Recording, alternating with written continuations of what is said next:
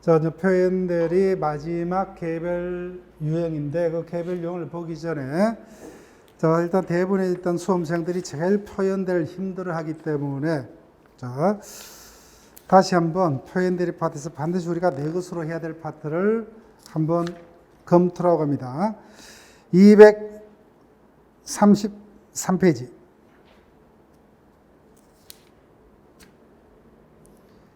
표현대리는 세 가지가 있지만 세 가지 모두의 공통적 요건 거죠. 첫 번째, 대리행위 자체는 있어야 된다. 대리행위 자체도 없는 경우는 표현대리는 있을 수가 없어요. 그다음 두 번째 요건이 대리인에게 대리 권한만 없을 뿐 그 행위 자체는 뭐요? 유효해야 된다. 그 행위 자체가 처음부터 무효라면은 표현대리는 따질 수도 없어요. 처음부터 혈액이 발생할 여지도 없기 때문에. 근데 표현들이 세 가지 모두 다 뭐요? 상대방은 선이고 무과실해야 된다. 그죠? 근데 입증은 원칙 다 본인이 책임을 면하기 위해서 상대방의 악의 과실을 입증하는 게 원칙이지만 판례는 그 중에서 권한을 넘은 표현대리는 누가요? 상대방 자신이 입증을 해야 된다. 이렇게 기억을 하시면 되고, 그 다음 개개 표현대리 요건은 일단 126조 요건만 여러분들이 신경을 쓰시면 돼요. 자, 그러면 마지막에 129조. 129조 자체가 본격적으로 그 요건이 뜨는 문제는 안 뜰 거예요. 자, 제가 기초반에서도 설명을 드렸지만, 보세요. 제일 쉬워요. 이자가 가락동에서 뭐요? 야채상을 경영하고 있다. 그죠? 가격. 이자가 서울 시내에서 한복판에서 음식점을 경영을 합니다. 그래서 계속적으로 외상으로 재료를 공급하죠. 월말이 되면 뭐요? 직원인 대리인 값을 보내서 외상대금을 수령한다. 근데 이자가 가게를 간뒀어요. 그러면 외상대금을 수령할 대리권이 있다 없다? 없다. 근데 상대방 그 사실을 안다 모른다? 모르죠. 그래서 월말이 돼서 사장님 외상대금 달라. 그때 내어주죠. 그때 성립할 수 있는 표현대리가 뭐예요? 대리권 소멸후의 표현대리. 대리권의 소멸은 이를 모르는 선의의 제3자에게 대항하지 못한다.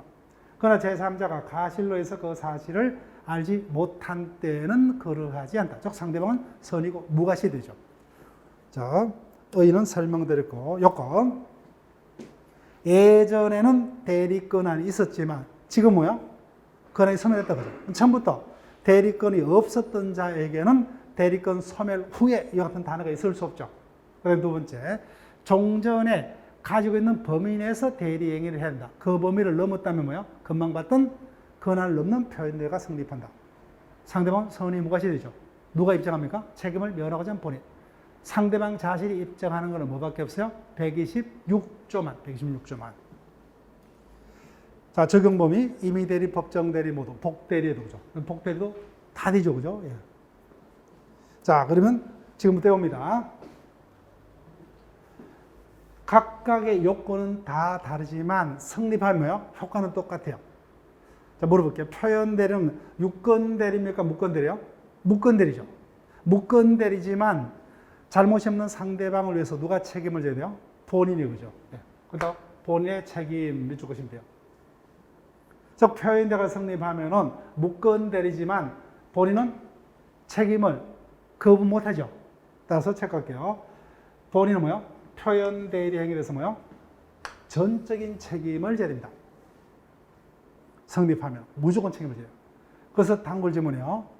본인은 상대방의 가실을 주장해서 가실 상계할 수 있다 없다? 없다. 그 상계할 수 없어요. 말도 안 돼요. 그죠? 상대방의 가실이 있다면 처음부터 표현대리 성립할 수도 없고 그죠? 가실 상계라는 단어 자체가 채권법에서 다시 제가 언급하겠지만 가실 상계라는 단어는 뭐요? 채무불이행, 불법행위의 손해배상 책임을 정할 때만 사용될 수 있는 제도입니다. 이 부분은 가실상계할 수 없다. 그래서 뭐야? 결론 가실상계 없다면 기억하시면 돼요. 가실상계라는 단어가 있으면 무조건 틀립니다. 자, 그 다음 계속요. 표현대리는 누구를 위해서 동기 중이요? 상대방이죠. 상대방만이 체크하시면 돼요. 상대방만이 주장할 수 있다. 본인은 표현대리 좀 못하죠, 그죠? 표현대리 좀 못해요. 상대방만이 주장할 수 있다. 그 다음 계속요. 표현대리는 유권대리다, 무권대리다? 무권대리죠. 그래서 표현대리가 성립하더라도 표현대리가 뭐야? 유권대리가 되는 것은 절대 아니다. 그죠? 무권대리입니다. 따라서 상대방의 유권대리 주장 속에 무권대리인 표현대리 중에 포함되어 있다 볼 수 없다. 다음 그래요. 어디까지는 뭐야? 표현대리는 무권대리입니다. 무권대리. 따라서 상대방이 뭐야? 유권대리를 주장해요. 유권대리 아니죠. 그죠? 자, 보세요. 예를 들면 이거예요. 상대방이 뭐야? 표현대리를 주장하면 성소입니다. 성소요. 그런데 이자가 소송에서 뭐야? 유권대리라고 주장합니다. 근데 표현대리는 유권대리입니까? 무권대리요? 무권대리죠. 패소예요, 패소. 그래서 여기 우리 일반인의 눈에서는 뭐요? 조금 바람직하지 아니할 수가 있지만 민사소송은 뭐요? 둘 다 모두 민간인이죠, 그죠? 그래서 자기들 책임하에 소송이 진행되기 때문에 자기들이 주장하고 다 입증해야 돼요. 법관이 뭐야? 주장치 아니한 것을 인정 못합니다. 인정하는 순간 뭐야? 상대방 입장에서 뭐야? 왜 편파적으로 판정하냐 이렇게 돼버려. 근데 법관은 그냥 가만히 지켜만 보고 있어요. 그래서 이자가 뭐야? 충분히 성소할 사안이라도 자신이 주장치 않으면 성소 못해요. 그래서 표현대리를 뭐야? 주장하면 충분히 성소죠. 근데 유권대리만 주장해요. 유권대리 아니죠. 그래서 패소라는 거예요. 따라서 이자가 뭐야? 유권대리를 주장하는 경우에 무권대리인 표현대리 주장은 포함되어 있다 볼 수 없다. 그죠? 따라서 법원이 표현대리 성립을 인정할 수 없답니다. 자, 그 다음 두 번째, 상대방이 표현대리를 주장하지 않는 경우 이 부분을 이해하시면 돼요. 표현대리는 무권대리다, 유권대리다? 무권대리죠. 그럼 무권대리입니다. 그때 우리가 앞서 봤던 무권대리 규정이 그대로 적용이 됩니다. 따라서 뭐요? 본인은 원하면 추인할 수 있고 상대방도 뭐요? 채용할 수 있고 처리할 수 있다. 그죠? 그 무권대리 규정이 그대로 준용된다. 이렇게 보시면 돼요. 자, 그러면 기억할 게 두 개요. 표현대리가 성립하면 본인은 전적인 책임을 져야 하지 가시상계 주장할 수 없다. 그럼 두 번째, 유권대리 주장에는 무권대리인 표현대리 주장이 포함되어 있다 볼 수 없다. 그죠? 이거 두 개 반복하시면 돼요. 자, 그러면 교과서 기출문제 보세요. 22회차 문제입니다. 표현대리에 관한 설명으로 옳은 것은 표현대리가 성립하면 유권대리로 된다. 말도 안 되죠. 표현대리 어디까지나 무권대리다. 그죠? 예. 표현대리가 성립하더라도 유권대리로 바뀌는 건 절대 안 된다. 그죠? 자, 그 다음 정당한 이유의 존부예요. 그죠? 권한을 넘은 표현돼서 정당한 이유의 존부는 대리 행위 시 맞죠. 그죠? 거기에 사전 절대 판단 기초가 될 수 없다고. 정답은 2번이고, 자, 3번입니다. 무효 체크하시고. 표현대리 없다죠. 성립할 수 없다. 그죠? 일단 표현대리가 성립하려면은 대리행위 자체는 유효하여야 된다. 따라서 처음부터 무효라면 표현대리는 성립할 수 없다. 그래서 이게 제일 중요해요. 자, 그 다음. 이제는 아무리 뭐야? 세 주인지 네 주인지 신경 쓸 필요 없죠. 가실상계 없다. 그죠? 나머지 문구는 아예 읽으려고 할 필요도 있다. 없어요. 문제가 지금 표현대리니까. 그죠? 표현대리는 가실상계 있다면 무조건 틀립니다. 가실상계 없다요. 가실상계 할 수 없다. 그 다음 5번. 유권대리 주장에는 표현대리 주장이 포함되어 있다 볼 수 없다. 그죠? 그래서 같은 문구가 계속 반복돼요. 어떻게 객관식은 빨리빨리 푸는지 지금 계속 연습한다. 그죠? 의식적으로. 그래서 이제는 뭐요? 이 부분이 세 줄 되더라도 우리는 신경 쓸 필요 없어요. 문제가 지금 표현대리니까 뭐요? 표현대리는 이 단어가 있을 수 없다는 거. 이는 바로 틀려요. 본문에서 우리가 기억했기 때문에. 자, 그러면 매일 문제로 갑니다. 7주차 3번 문제요. 틀린 것은 1번. 첫째 줄 마지막에 권한을 넘은 행위가 동종 유사일 필요 없다. 그럼 믿고 것이면 되죠. 그럼 끝났죠. 그죠? 앞부분 볼 필요 없죠. 표현대리를 묻고 있으니까. 그 다음 두 번째. 이미 소멸한 대리권에 기하여. 그 다음에 쪽것이고 마지막 줄. 권한은 표현대리가 성립할 수 있다. 그러면 중간에 안보도 났는지 아시겠죠. 그죠? 대리권 소멸의 표현대리가 그 범위를 넘으면은 그날 넘으면 표현대리가 성립할 수 있다. 그 지문이죠. 그죠? 그 다음 3번 말소 등기 신청의 대리권을 가진 자가 거기다 밑줄 것이고 마지막 줄 그날 넘으면 표현대리가 성립할 수 있다. 밑줄 것이면 돼요. 이 자가 대리권만 있으면 될 뿐, 그 대리권이 종류가 뭔지는 따질 필요 있다 없다? 없다. 동종유사할 필요 없죠. 그죠? 그 다음 4번 본인을 사칭하여 인감증명서를 발급받은 후 이를 이어서 부동산을 매매한 경우 여기까지 밑줄 보세요. 결론이 그날 없는 표현대리가 성립할 수 있다죠. 네, 틀렸습니다. 왜? 일단은 권한을 넘은 표현대리가 성립하려면 일단은 뭐요? 대리인에게 대리권이 있어야 되죠. 이 경우는 대리권 자체가 있다 없다? 없어요. 대리권을 준 바가 없죠. 그죠? 자기가 인감증명서를 뭐요? 동사무소부터 사칭해서 발급받죠. 본인부터 뭐요? 권한을 받은 바가 없죠. 그죠? 예. 권한이 처음부터 대리권 자체가 처음부터 존재한 바도 없기 때문에 그걸 넘는 표현대리를 성립할 수가 없다. 정답은 4번. 5번. 그걸 넘는 표현대리, 임의대리, 법정대리 모두죠. 그죠? 예. 법정대리도 성립할 수 있다. 자, 여기까지입니다. 자, 지금까지 우리가 대리 파트를 봤어요. 특히 나머지 논점들은 그렇게 우리가 시험 공부를 준비하고 있는 수험생들이 그렇게 어렵게 느끼지 않습니다. 그런데 유독 어디를 그렇게 어렵게 느낍니까? 표현대리 파트를 어렵게 느낍니다. 일단은 뭐요? 이번 기본 이론반에는 똑같이 대부분의 수험생들이 어려움을 느낄 겁니다. 자, 지금부터 미리 하나 약속을 합니다. 제가 수업 시간에 강조했던 뭐요? 그 문구 위주로 지금 복습을 반복합니다. 그러면 다음 심화반에서는 조금 더 수월하게 그 부분이 접근이 될 거예요. 자, 그러면은 8장 법률행위 무효 취소 파트로 옵니다. 여기서는 두 문제가 출제돼요. 두 문제.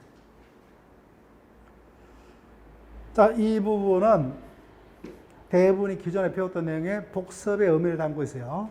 그래서 쉽게 우리가 진행할 수가 있습니다. 자, 밑줄 긋지 마시고 법률행위는 매매 등 뭐요? 자신들이 원하는 데 법률 효과가 발생하는 것을 법률행위 한다고 하죠. 근데 법률행위가 효력 발생을 해서 뭐요? 논리적 전제로 처음에 성립하고 있어야 되죠. 즉 매매가 있어야 됩니다. 근데 그 매매 계약이 체결이 되었더라도 뭐요?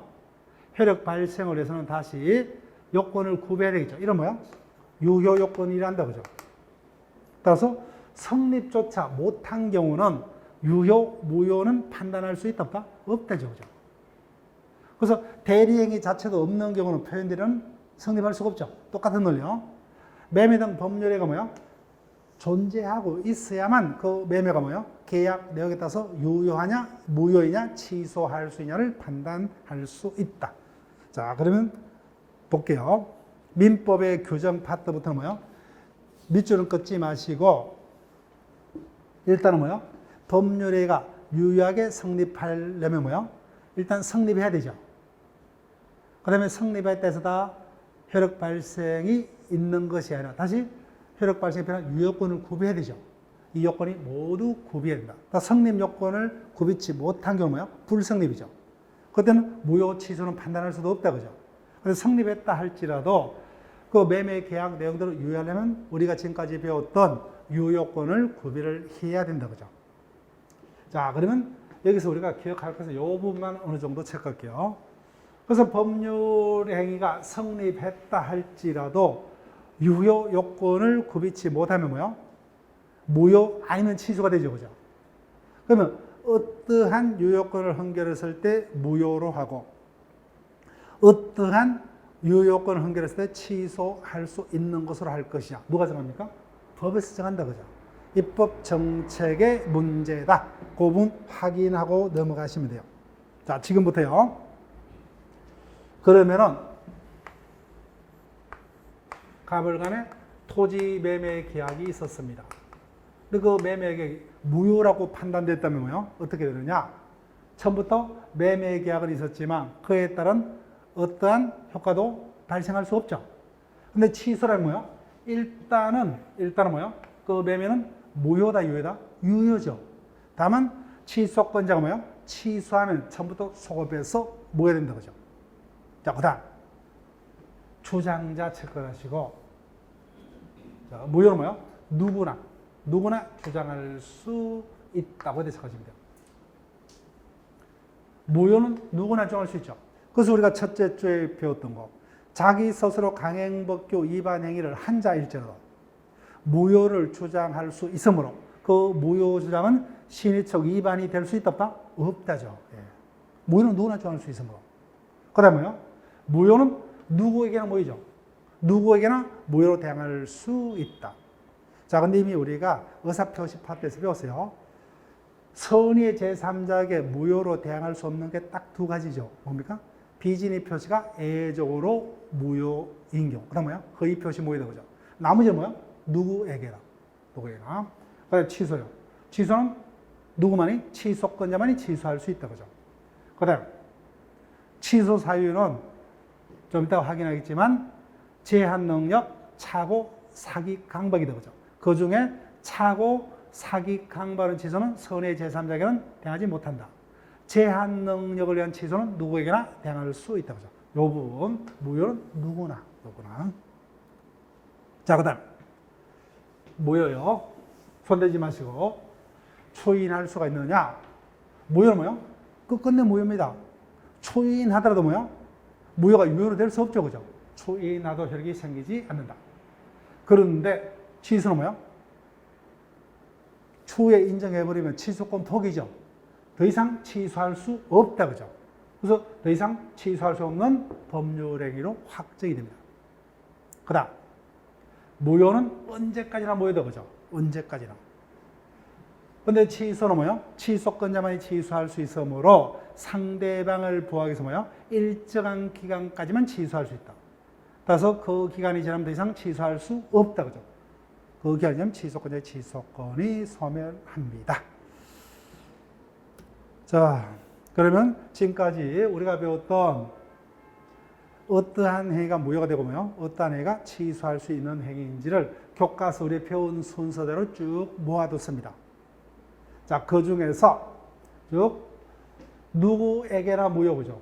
무효는 뭐야? 누구에게나 무효가 원칙이죠. 지금까지 배웠던 모든 무효, 의사무능자행위, 103조 위반의 무효, 폭행이 무효, 강행법규 위반의 행위의 무효, 원시적 불능으로 인한 무효 다 적어죠. 근데 이거 딱 하나 기억하시면 되죠. 상대적 무효는 두 가지밖에 없다, 그죠? 의사표시가 자기들의 문제로 뭐요? 무효가 됐을 때. 두 가지죠. 비진의 표시가 애조로 무효인 경우. 허위 표시의 무효는 잘못이 없는 제3자에게는 대하지 못한다, 그죠? 거래 안전에서. 그래서 상대적 무효 두 가지만 기억하면 나머지는 다 절대적 무효입니다. 절대적 무효. 자, 반대로 취소할 수 있는 법률의 네 가지죠, 그죠? 그 중에 제한 능력자 행위는 취소로서 누구에게나 대항할 수 있다, 그죠? 그렇지만은 착오, 사기, 강박으로 인한 법률 행위는 취소하더라도 뭐요? 선의 제3자에게는 대항하지 못한다, 그죠? 자, 이 부분을 여기서 외우면 안 돼요. 해당 파트에서 우리가 기억을 합니다. 자, 그럼 무효 볼게요. 1, 2번은 교과서에 있는 것을 그냥 확인하면 된다 그렇죠? 자, 여기 보세요. 갑을 간에 매매 계약이 있었습니다. 이 날짜예요. 그렇지만 그 매매가 뭐예요? 무효라면은 효과가 생길 수가 없죠. 그죠? 생길 수 없어요. 자, 그래서 교과서 그 부분을 쭉 같이 확인할게요. 1번. 무효란 성립한 범죄가 뭐예요? 그 당초부터 혈액이 없는 것으로 확정되어 있는 것을 말한다. 따라서 처음부터 갑을 간에 매매가 없었어요. 그러면 아예 불성립이죠. 따라서 법률행위 불성립까지는 다르다는 거예요. 자, 2번. 따라서 불성립의 경우는 매매 자체가 없기 때문에 어떠한 효과도 생길 수가 없죠. 그죠? 그렇지만 무효는 뭐예요? 일단은 성립을 했다. 그죠? 그래서 이행 전에 이행할 필요 있어요? 없죠. 근데 이미 이행했다면 원인 없는 이득이기 때문에 부당이득 반환 청구할 수 있다죠. 그 점이 불성립하고 전혀 다르죠. 그죠? 네. 즉, 원하는 효과만 발생하지 않을 뿐 어떠한 효과도 발생치 않는 틀립니다. 이미 이행했다면 부당이득 등의 문제는 발생한다. 자, 그 다음 3번요. 따라서 일단 무효 취소는 뭐예요? 성립을 해야 됩니다. 자, 그래서 체크할게요. 성립조차 못한 경우는 유효, 무효의 문제는 발생할 여지가 없다. 요것만 여러분이 끝까지 갈 수 있으면 돼요. 자, 그러면 물어볼게요.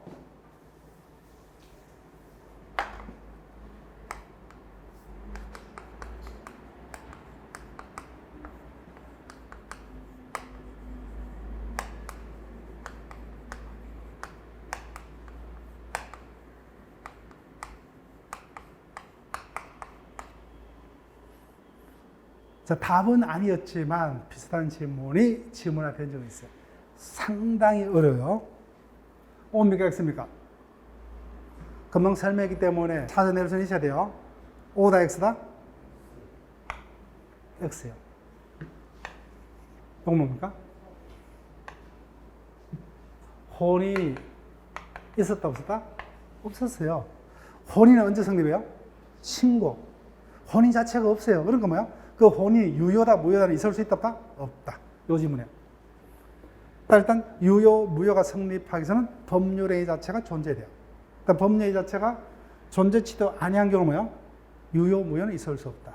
그래서 표현대로도 뭐야? 대리행위 있어야 되죠. 그 다음 뭐야? 유효해야 돼요. 그래야만 표현대를 따질 수 있다. 전부터 무효라면 의미가 없다는 거예요. 자, 그럼 효과로 갑니다. 1번. 7, 8 생략이죠, 그죠? 그게 의미를 안 둬도 된다는 거예요. 따라서 무효라면 뭐요? 매매는 있었지만 그 매매에 따른 법률 효과는 있을 수가 없다, 그죠? 따라서 전세권 설정 등 물권액이라면 뭐요? 물권 변동은 일어나지 않고, 그죠? 매매계약 등 채권액이라면 그에 따른 채권 채무는 발생치 않습니다. 그렇기 때문에 매매가 무효이기 때문에 매도인은 매수인이 등기 이전을 청구하더라도 등기 넘겨줄 필요가 없죠, 그죠? 넘겨주지 않더라도 채무 불이행은 있을 수가 없다. 자, 그 다음 2번 보세요. 몇 번 강조했어요. 따라서 법률행위가 무효라면 갑을 간에 매매 계약이 있었지만 그 매매 계약이 무효라면 매도인은 약속대로 등기를 넘겨줄 필요 없죠. 매수인도 대금을 지급할 필요 없죠, 그죠? 이행전을 이행할 필요 없어요. 근데 이미 이행을 해버렸어요. 그때는 뭐야? 매매라는 원인이 존재치 아니하므로, 이것이 뭐야? 원인도 없이 상대방의 돈으로 내가 이득을 취했다, 그죠? 여기 뭐야? 부당이득이죠. 따라서 그 원인이 무효라면 뭐야? 그 원인 없는 행위로 취득한 이득은 싹 다 뭐야? 부당이득으로 반환해야 된다는 거예요. 근데 딱 하나 있다, 그죠? 다만 무효인데 왜 무효입니까? 103조 반사회 질서 행위라 무효는 어떠한 이유도 반환 청구하지 못하죠. 이 차이점 기억하시면 돼요. 그래서 무효는 여러 가지 원인이 있지만 여기서는 뭐야? 딱 두 가지로만 압축할 수 있죠, 그죠? 모든 무효는 이행 후에는 부당이득으로 반환 청구할 수 있다. 근데 103조 위반으로 인한 무효는 뭐예요? 어떠한 이유도 반환 청구하지 못한다, 그죠? 그래서 부당이득 반환과 관해서는 무효는 뭐야? 두 가지 종류로 기억하시면 된다, 그죠? 예.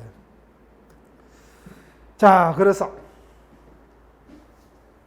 당연히 이 부분 기초 판례입니다. 여기 보세요. 갑을 간의 매매가 무효입니다. 그 매수인이 약속 날짜에 중도금을 지급치 않더라도 채무 불이행이 있을 수 있다, 없다? 있을 수 없다죠, 그죠? 매매 자체가 있었지만, 매매는 있었지만 그 매매가 무효이기 때문에 기억하셔야 돼요. 무효인 법률행위는 체크하시고 여기다가 그 법률가 성립한 당초부터 당연히 효력이 발생치 아니하므로 무효인 법률행위에 따른 법률가 침해한 것처럼 보이는 위법행위, 채무불이행이 있더라도 뭐요? 법률효과의 침해나 다른 뭐요? 손해 있을 수 없으므로 채무불이행을 이유로 손해배상 청구할 수 없다. 이렇게 기억하시면 돼요.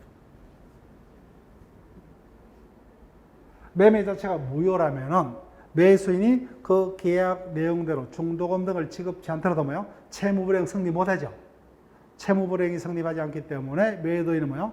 매수인을 상대로 채무불이행 등을 이유로 하는 손해배상 등을 청구할 수 없다죠. 없다. 이렇게 뭐요? 당연히 지문은 더 길게 출제가 되죠. 이런 키포인트 단을 쳐서 여러분들이 그 지문이 맞는지 틀린지를 확인하시면 돼요. 자, 그 다음에 무효는 여러 가지 기준으로 그 종류를 나눌 수가 있는데, 자, 우리가 법에서 절대라는 것은 뭐야? 누구에게나죠. 무효는 뭐야? 절대적 무효가 원칙입니다. 절대 무효. 우리가 배웠던 무효는 다 여기요. 근데 상대적 무효만 체크를 하시면 되죠. 오늘 만약에 지문한다면 주는 문제요. 무효 중 선의의 제3자에게 대하지 못하는 무효는 뭐예요? 비진의 표시, 허위 표시밖에 없죠. 즉 갑을 간의 매매가 허위 표시, 비진의 표시로 자기들 간에는 무효입니다. 자기들끼리 뭐예요? 의사 표시에 문제가 돼서 무효가 되더라도 이를 모르는 선의의 제3자에게 무효를 주장해서는 바람직하지 못하다 그죠. 그래서 거리에 안전해서 선의의 제3자는 대항 못합니다. 근데 나머지 모든 무효는 뭐예요? 싹 답니다. 따라서 우리가 봤다 이걸 필요 없어요. 이 부분을 제하면 나머지 무효. 교과서 순서대로 의사 무능력자의 행위죠. 그 다음에 뭐예요? 원시적 불능을 목자는 행위. 그 다음에 103조 위반 행위, 104조 폭내 행위. 그 다음에 뭐예요? 강행복 위반 등의 무효 행위는 뭐예요? 이 자들이 아무리 등장하더라도 이 자들은 절대로 해당 부동산의 소유권 취득할 수 있다 없다? 없다고. 싹 다 무효입니다. 절대적 무효. 상대적 무효 두 가지만 기억하시면 돼요. 그 다음 당년 무효, 재판상 무효는 뭐예요? 아예 신경 쓸 필요도 없어요. 민법상 무효는 당년 무효밖에 없습니다. 재판상 무효는 없어요. 무효는 뭐예요? 가만히 내버려 두더라도 무효이고, 뭐 재판을 통해서 뭐예요? 주장하든 재판 밖에서 주장하든 그 주장 방식에 제한도 없어요. 근데 재판상 무효는 재판으로만 일정한 기간에 뭐예요? 일정한 자만이 무효를 주장할 수 있다. 상법에 주로 있어요. 회사 설립의 무효, 합병 무효. 회사 합병이 무효되면 엄청난 사람에게 영향을 미치죠, 그죠? 그래서 획일적 처리해서 재판으로만 일정 기간 내에 일정한 자만이 누굽니까? 일정 수 이상의 주식을 가진 자들만이 주장할 수 있도록 이렇게 규정을 둡니다. 민법에는 없다는 거예요. 신경 쓸 필요 없고. 그다음 이 부분 좀만 정확하게 원칙과 예를 기억하시면 돼요.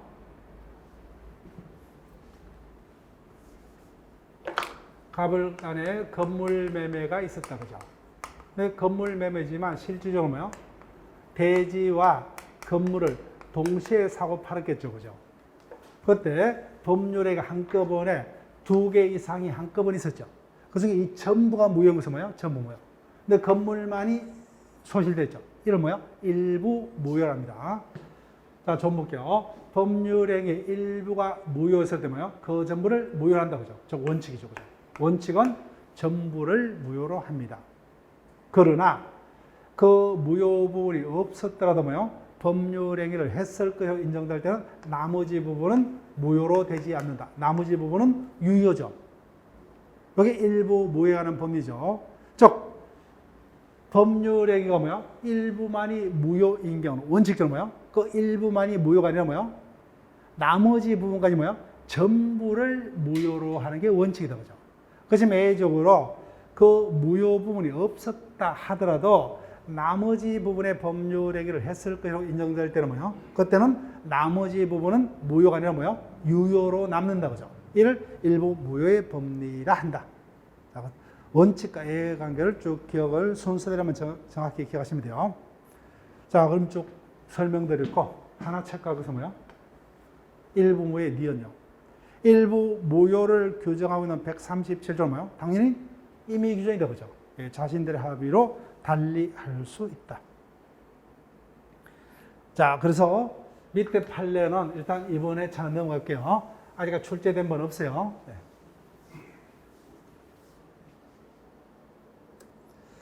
자, 그 다음 확정적 무효. 당연히 뭐요? 민법상의 무효는 확정적 무효가 원칙입니다. 처음부터 뭐야? 끝까지 무효예요. 아무리 시간이 흐르더라도 뭐요? 유효로 뒤바뀔 수가 없습니다. 근데 유동적 무효는 우리가 앞선 시간에도 하나 봤죠, 그죠? 무권 대리는 본인이 추인하지 아니하면은 본인에게는 그 효력이 없다, 그죠? 무효입니다. 근데 본인이 추인하면 효력이 생기죠. 유동적 무효. 그래서 무권 대리가 여기에 해당합니다. 근데 본격적으로 유동적 무에서 우리 시험에서 뜨는 파트너고요. 허가 구역 내에서는 뭐요? 토지 거래는 뭐요? 매매가 될 수도 있고, 뭐 교환이 될 수 있고, 정류도 될 수 있지만, 그냥 매매라고 생각하시고 보시면 돼요. 이와 같은 매매 등 거래를 하려면 뭐요? 사전에 허가를 받아야 되죠. 근데 허가를 받지 않고 한 거래는 일단은 뭐예요? 근데 사후에 허가가 있으면 뭐예요? 유효하게 바뀐다 보죠. 유동적 무입니다. 그래서 시험은 여기서 출제가 됩니다. 자, 지금부터요. 교과서 참고 파트요.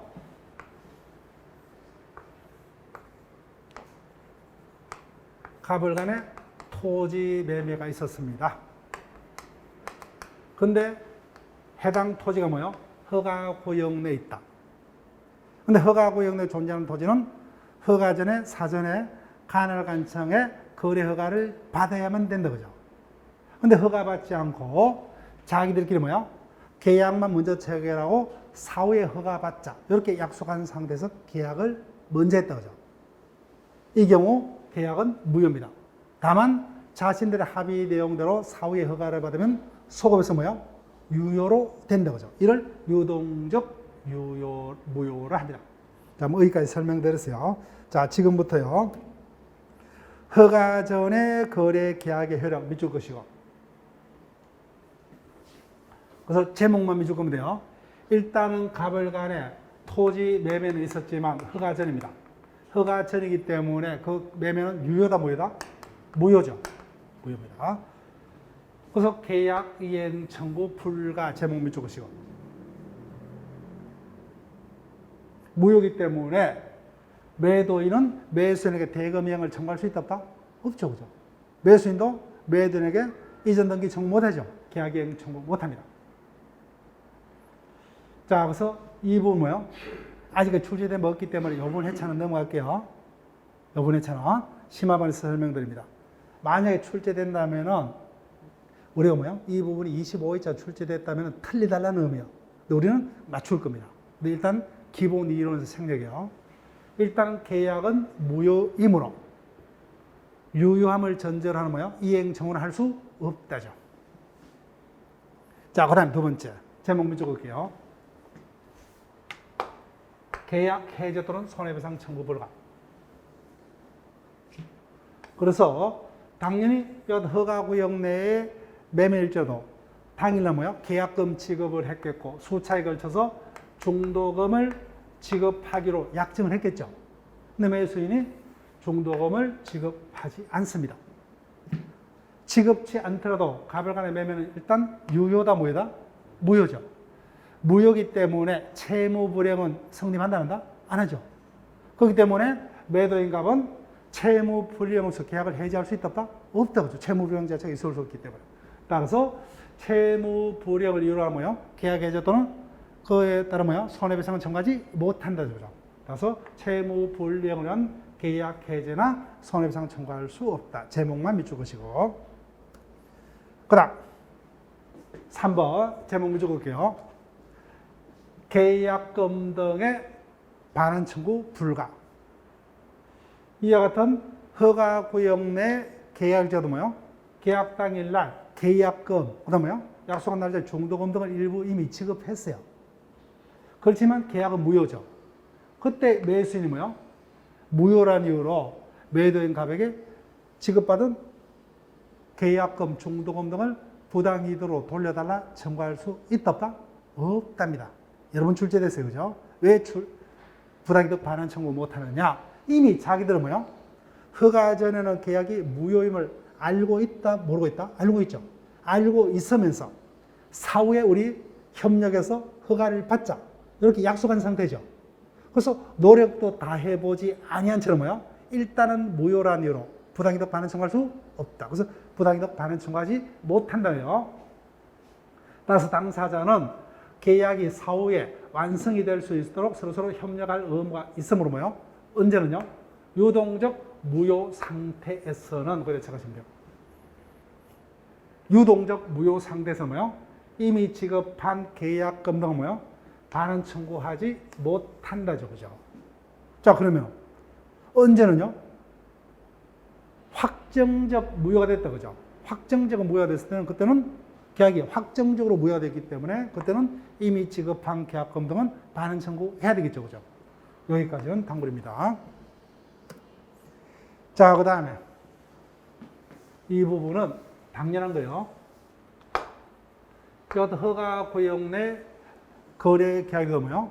우리가 채권법에서 다시 배웁니다. 계약금을 지급한 자는 뭐요? 계약금을 포기하고 수령한 자는 배액을 상환해서 계약을 해지할 수 있다. 그죠? 네, 있다. 우리가 채권법에서 다시 설명을 할 거예요. 그 다음, 당사자 협력 의무 제목을 적으시고, 허가 전에 매매 계약은 무효죠. 근데 알면서도 계약을 먼저 체결했죠. 어떠한 약속을 했어요?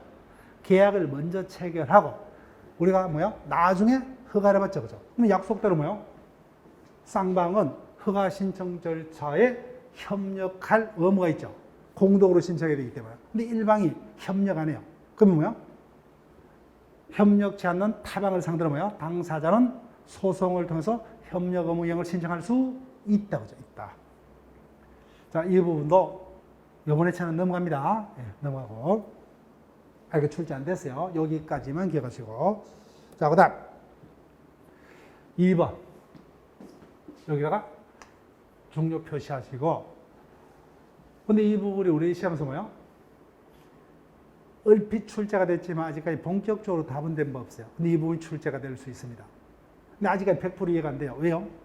동시이행 항변권이 채권법에서 우리가 설명이 되죠. 그죠? 자, 볼게요. 매매는 상적으로 뭐예요? 공평원칙상 내가 매수인이라면 언제 잔금을 지급하겠어요? 등기를 넘겨받을 때 거죠. 반대로 매도인도 뭐예요? 잔금을 지급받기 전에는 등기 넘겨줄 필요 없죠. 그래서 이와 같이 유상계약은 공평의 원칙상 뭐야? 쌍방이 뭐야? 의무를 동시에 이행을 해야 되죠. 그래서 일방이 이행처라면 상대방은 동시에 이행하자. 항변할 수 있죠. 이를 동시이행 항변권이라 합니다. 근데 문제는 여기 보세요. 매매가 무효입니다. 그러면 이행 의무 있어요? 이행 의무가 없기 때문에 동시이행 항변권이 있을 수가 없어요. 자, 그래서 보세요. 매도인은 매수인에게 뭐예요? 어떠한 의무가 있어요? 허가 신청 절차에 협력할 의무가 있죠. 협력할 의무와 매수인이 뭐예요? 계약에 따른 대금 지급 의무가 동시행 관계가 되느냐? 매매가 무효이기 때문에 대금 지급 의무는 있다 없다? 없어요. 그래서 양자 의무가 동시행 관계는 성립할 수 없다 적다. 이거 기억하셔야 돼요. 근데 이번 회차는 완벽하면 안 돼요. 그래서 여기 풀면 이렇게 되죠. 따라서 매도인은 매수인이 뭐예요? 약정한 대금을 지급치 아니한다는 이유로 허가 신청 절차에 협력을 거절할 수 있다 없다? 없다. 없다. 그래서 이 부분이 어렵게 출제되면 어렵게 출제가 될 수 있어요. 근데 이 부분 일단 우리가 동시이행 항변권을 우리가 제대로 모르죠. 그죠? 근데 이번 회차는 한계가 있을 수 있다. 그죠? 그렇게만 일단 생각할게요. 자, 그 다음. 손대지 마시고. 그래서 거래가 완성되려면 서로서로 협력을 해야 되죠. 근데 일방이 협력을 안 함으로써 상대방에게 손해가 생겼다. 그죠? 그럼 당연히 그로 인한 손해배상은 청구할 수 있다. 자, 그래서 4번은 체크하시고.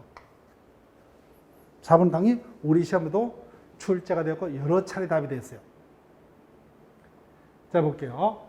갑을 간의 매매는 허가 전에는 유효다, 무효다? 무효죠. 무효입니다.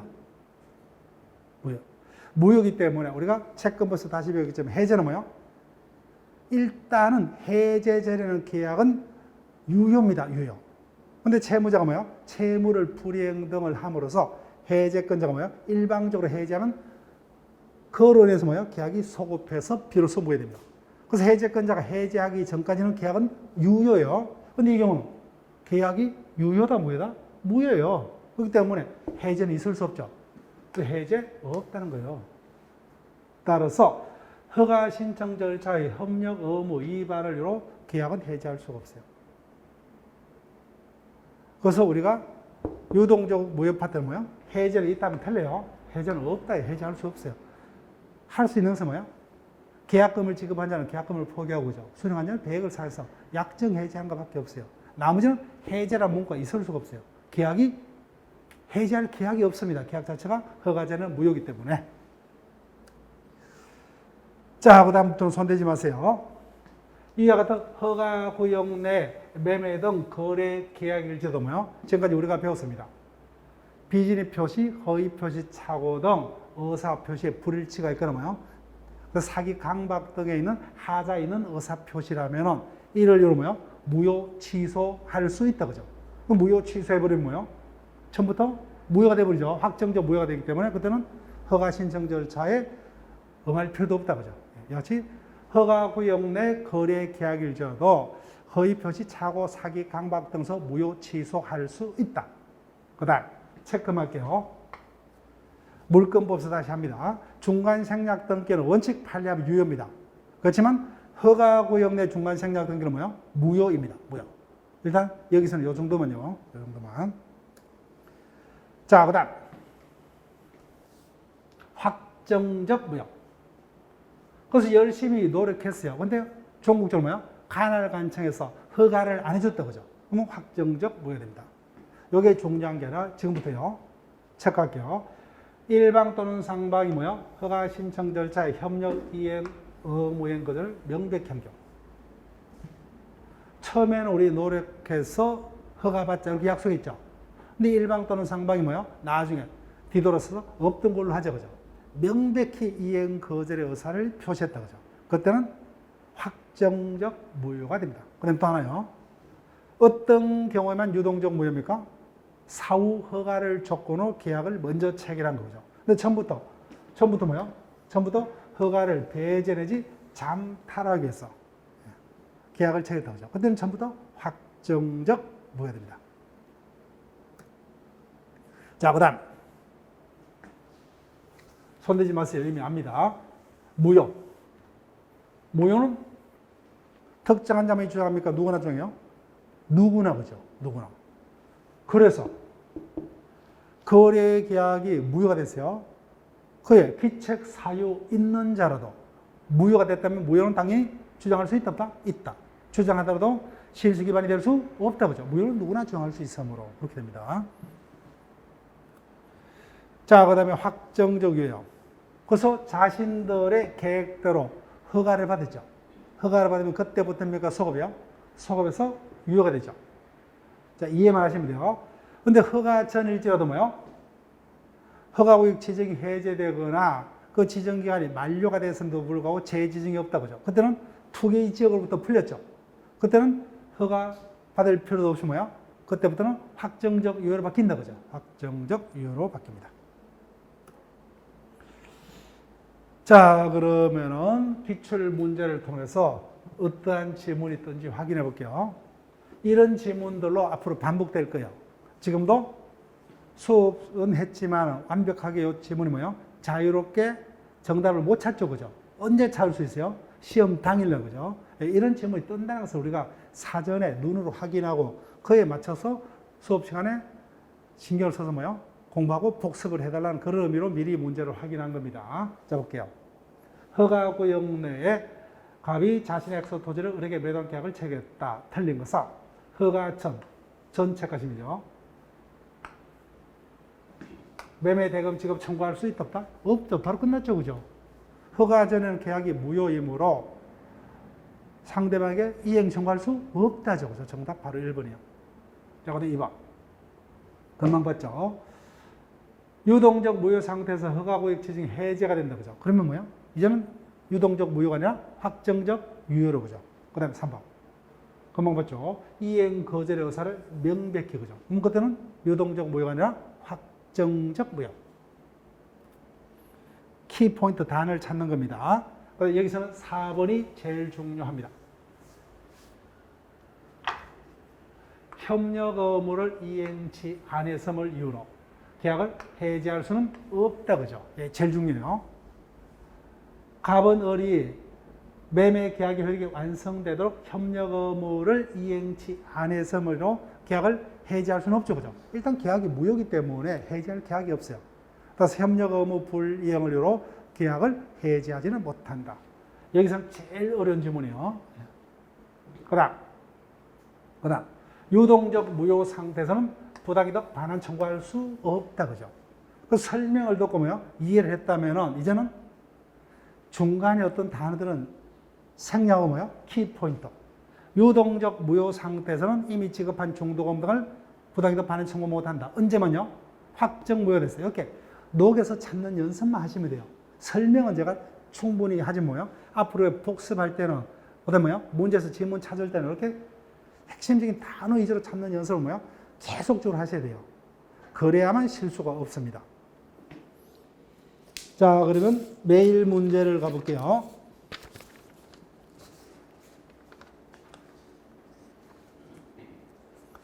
자, 7주차 문제 4번에 갑니다. 틀린 것은 1번. 무효와 취소의 의의죠. 예. 신경 쓰지 마시고 넘어가시고. 그 다음 2번 보세요. 법률행위 성립 푸음이 적으시고. 7주차 지금 4번 문제랍니다. 2번. 법률행위 성립 푸. 이 행전의 일방의 가실로 목적물이 멸실하더라도 물어볼게요. 원시적 불능입니까? 후발적 불능이요? 후잖아요. 후발적 불능이죠. 후발적 불능이기 때문에 그 법률행위가 무효가 되는 것은 아니다. 맞죠? 그죠? 아니가 맞습니다. 그 다음 3번. 일부 무효는 뭐요? 전부 무효. 맞죠? 그죠? 원칙. 그 다음 4번. 유동적 무효 상태에 있더라도 밑줄 것이고 부당이득 반환 청구할 수 있다. 바로 틀죠. 그죠? 유동적 무효 상태에서는 지급한 계약금 등을 부당이득 반환 청구할 수 없다죠. 없다. 그 다음 5번. 신경 쓸 필요 없어요. 민법은 특별법입니까? 일반법이야. 일반법이잖아요. 그죠? 그래서 다른 법의 민법 규정과 다른 규정이 있다 뭐요? 다른 법률의 규정이 먼저 우선해서 그죠? 일반법과 특별법. 자, 그래서 여러분들이 저하고 뭐요?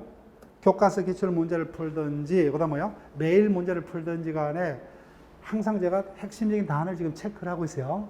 그 부분이 쌓여서 뭐요? 그것이 내 것이 될 수 있다면 제가 지금 연습하는 게 엄청나게 보람이 있는 작업이 될 거예요. 근데 무심코 뭐요? 여러분이 그냥 천천히 그 지문을 다 읽고 계속적으로 평소 내 습관적으로 계속 문제를 해결하는 방식을 뭐요? 끝끝내 고집한다면 지금 같이 이렇게 하는 노력이 별 의미가 없어요. 제가 하고자 하는 말이 뭔지 아시겠죠? 그죠? 즉, 항상 답을 찾을 때 뭐야? 의도적으로 핵심적인 단어를 뭐야? 체크를 하고 답을 찾는 연습을 하셔야 돼요. 그러면 현장에서 그렇게 읽힙니다. 그렇게 읽혀요. 그러면 실수도 적어지고, 그죠? 시간도 엄청나게 생략할 수가 있습니다. 항상 문제에서, 그죠? 지금 유동적 무효를 묻고 있죠. 그러면 지문은 유동적 무효에 관한 지문이 떠요. 그죠? 그러면 앞부분 뭐요? 신경 쓸 필요 없어요. 유동적 무효니까 뭐요? 부당이득 반환 청구하지 못한다. 그 핵심적인 결론만 항상 지문에 찾으면 돼요. 그 전 부분은 이미 앞부분에 문제에서 다 유동적 무효에 관한 법률을 묻고 있기 때문에 그 부분을 뭐요? 읽어볼 필요도 없어요. 부연 설명 등이 되므로. 네, 그런 것들이 의도적으로 연습이 되어야 합니다. 잠시 쉬었다가 무형의 전환 이후로 쭉 진행을 합니다.